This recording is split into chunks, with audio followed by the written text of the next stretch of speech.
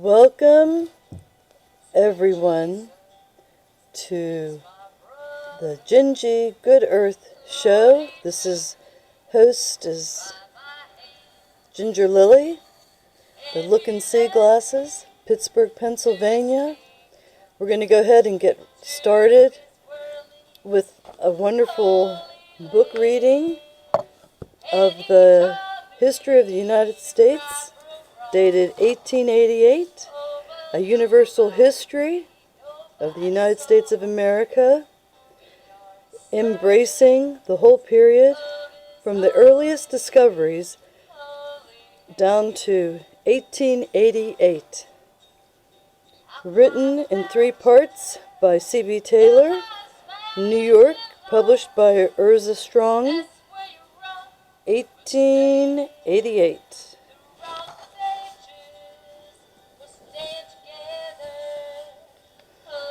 First, I'd like to read a poem to start off the program.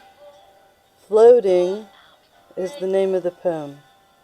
As I drift, floating among the clouds in the sky, I see the stars are closer now that I am so high.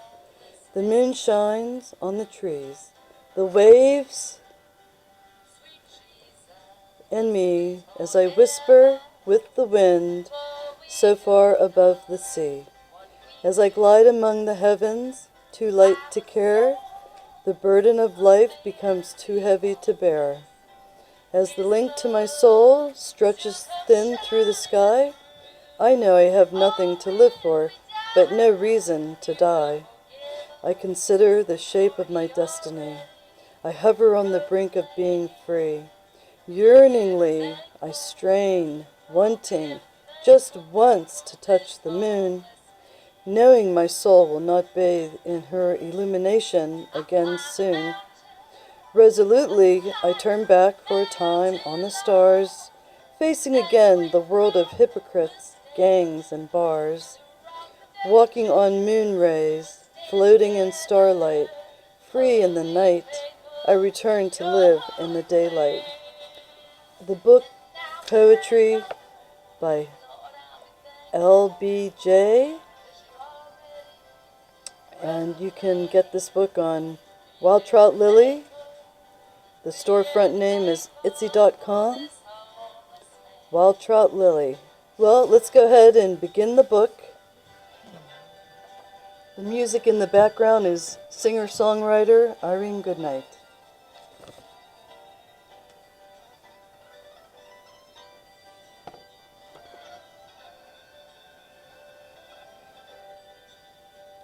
This is our great flag of the United States of America.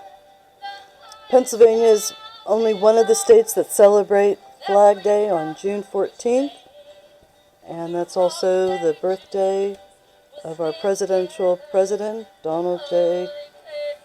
Trump. In collecting materials for this week's work, the author has, as may be seen from the copiousness of his table of contents, studied brevity of style.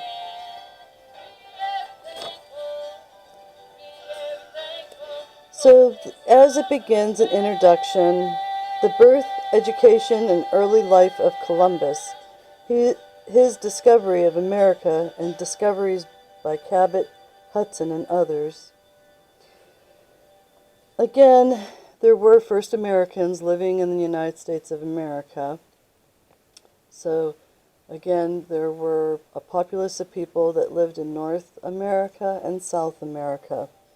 But as the story goes, Christopher Columbus, or Colombo, as the name is written in Italian, was born in the city of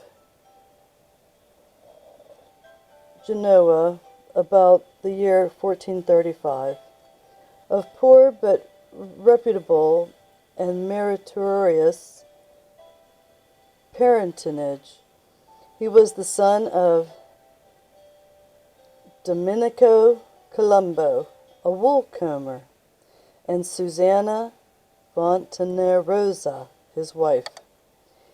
And his ancestors seem to have followed the same trade for several generations in Geneva.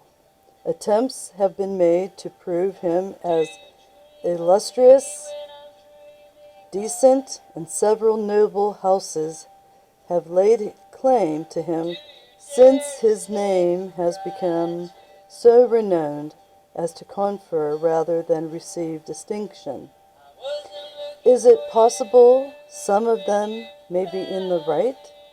For the feuds in Italy those ages had broken down and scattered many of the noblest families.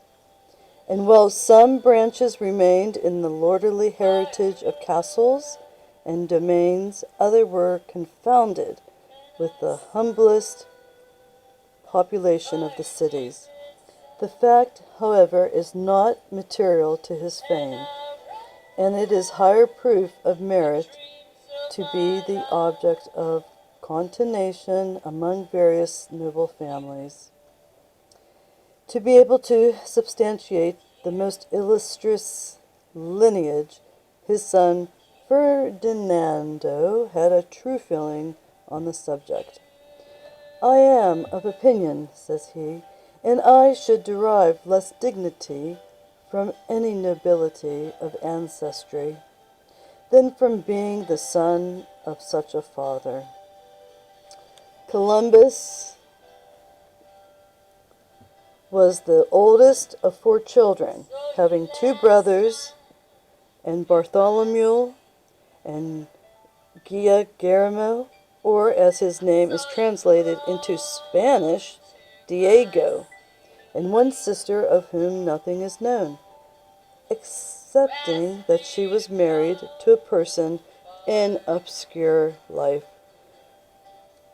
called Giacomo Barbarello. His temper was naturally irritable. We got to get the page. Whoops, we missed the page. We're backing up. Well, very young, Columbus was taught reading, writing, grammar, and arithmetic, and made some proficiency in drawing. He soon evinced a strong passion for geographical knowledge and an irresistible inclination for the sea. And in after life, when he looked back upon his career with a solemn and superstitious feeling, he regarded his early determination of his mind as an impulse from the deity, guiding him to the studies and inspiring him with the inclinations proper to fit him for the high degrees he was destined to accomplish. His father, seeing the best of his mind, endeavored him to give him and educate him suitable for maritime life. He sent him, therefore, to the University of Pavia, where he was instructed in geometry, geography, astronomy, and navigation. He acquired also a familiar knowledge of the Latin tongue.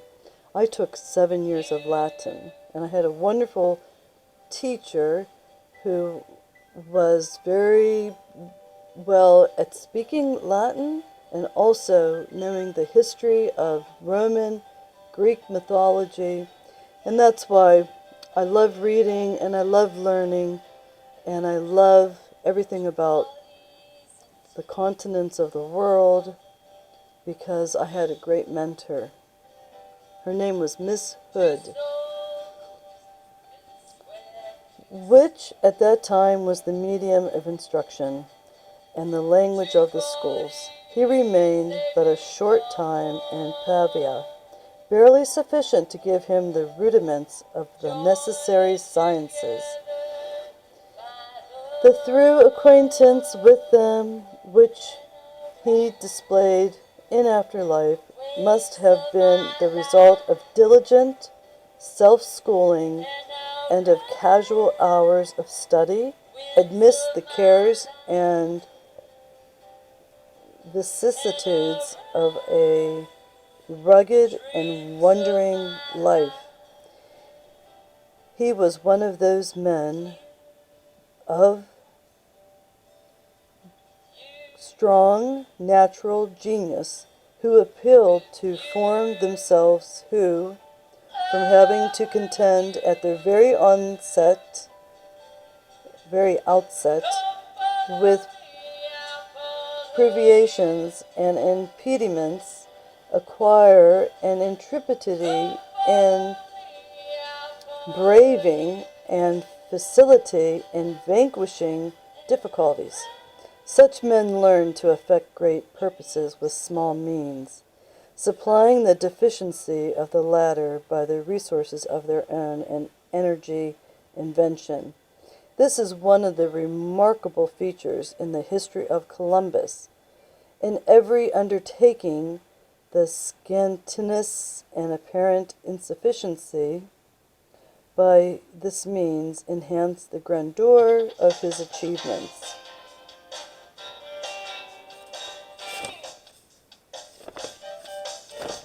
So I want to show two pictures. The settlement of Jamestown in Virginia, the first permanent English settlement in North America, commenced by 105 persons, the 13th of May of 1607. And then also the landing of the Pilgrims at Plymouth, December 22nd, 1620, the first settlement in New England states, commenced by John Carver and about 20 other Plymouth, England kinsmen.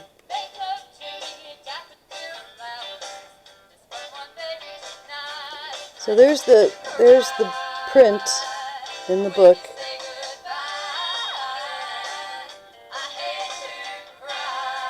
Just gives you a little feedback.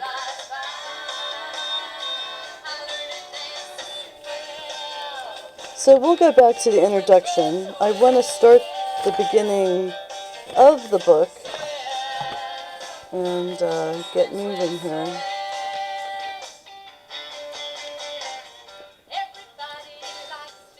Okay, the universal history of the United States. From the settlement of Jamestown to the embarkation of the Plymouth Company, the discovery of America by Columbus gave a new impulse to that bold spirit of adventure which characterized the hardy age in which he lived. Although several men of rank and fortune were concerned in the companies which had been formed in England for colonizing America, their funds appeared to have been very limited, and their first efforts were extremely feeble. The first expedition for the southern colony consisted of one vessel of 100 tons and 2 barks with 105 men destined to remain in the country. The command of the small fleet was given to Captain Newport, who sailed from the Thames the 19th of December, 1606. At the time, his instructions were given 3 packages, sealed with the seal of the council, were delivered, one to Captain Newport, one to Captain Bartholomew Gosnod, and the third to Captain John Ratcliffe, containing the names of the council for the colony.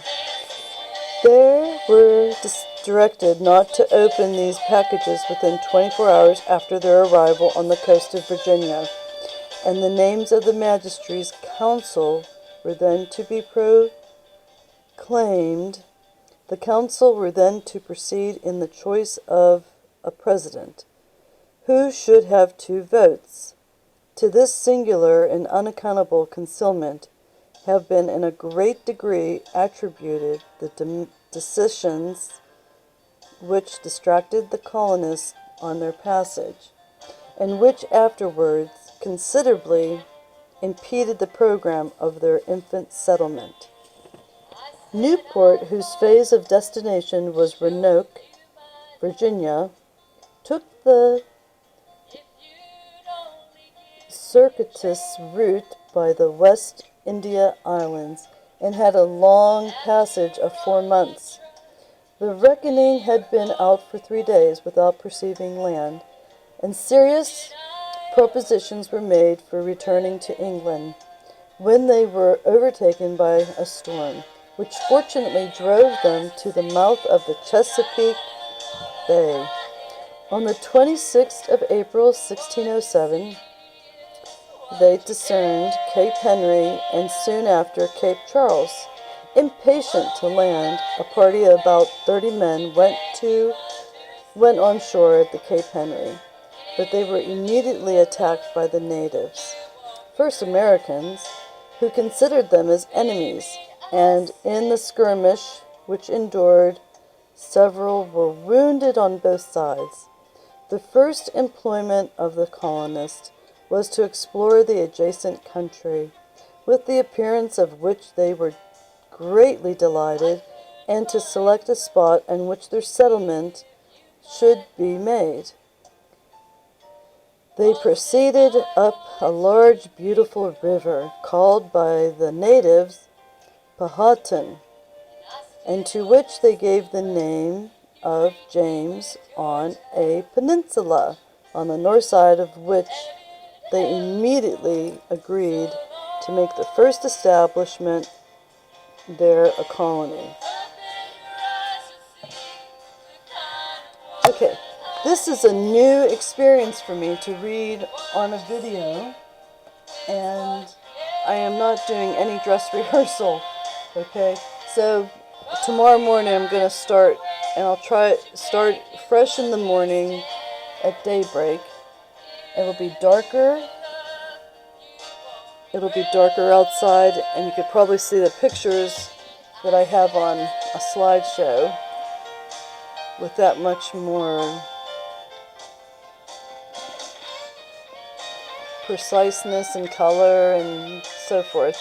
And then every day I'll have a different slideshow. The music in the background I know is loud, but I just want to test this first. And there is no time for me to edit and remake and redo. And I will be sharing antiques, and I will have my look and see glasses, and I'll do a short story on the Vikings for the kids. So after I'm done with the couple chapters from the Universal History of the United States of America, then I'm going to go into the antiques and talk about what's going on locally in current events. And I have the newspapers. I am a member of Epic Times newspaper because we're not getting enough news from other sources that Americans are familiar with, such as television. But I will have to tell you, after Desert Storm 1, and I lived there in Beaufort, South Carolina, near the Marine Corps Air Station, Parris Island Marine Corps, and experienced that whole scenario as I was working at the hospital. And after Desert Storm 2, after I could see clearly that our familiar news stations, ABC, CBS, MSNBC, the reporters were not telling the truth, and a lot of my favorite journalist reporters in the 90s, I could see right through the misinformation. Also being a veteran's daughter, a Navy Seabee's daughter, and someone who was an avid reader of many books and newspapers, working in the healthcare arena for 34 years. I don't watch televisions regular since 2002.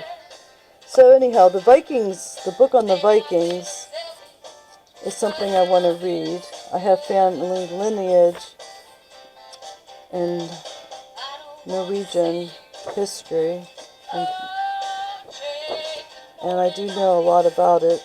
But anyhow, I'm going to read the Vikings, the story of how Eric and the Red and his son Leif sailed to the west and discovered Greenland and the continent of North America is a true story. And I will be reading that book for the kids. And because of my work in dietetics, Victorian history, and you can read my information on the About section on my YouTube handle GinGee GoodEarth, and you'll see that I direct the Pittsburgh Victorian Gibson girls, and I am working on opening up a dance group called the Flagstone Flyers, and I was on the advisory council for Thunder Mountain Lenape Nation, and I co-authored White Buffalo Spirit, the book.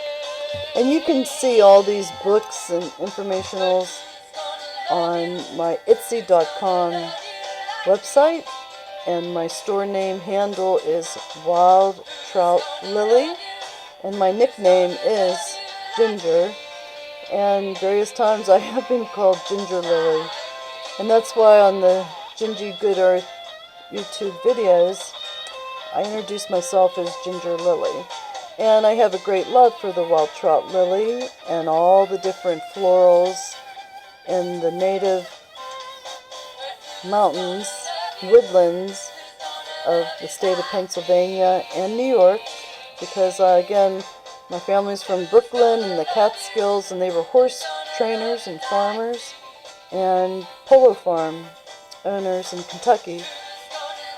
So I have a well-rounded informationals to share with you, and I love nature, and I'd like to go ahead and read about perfume atomizers, crystal ones with the tasseled bobs. Of course, perfume atomizers used to be considered a high form of boudoir elegance for women, and they were lovingly passed down as heirlooms to daughters and granddaughters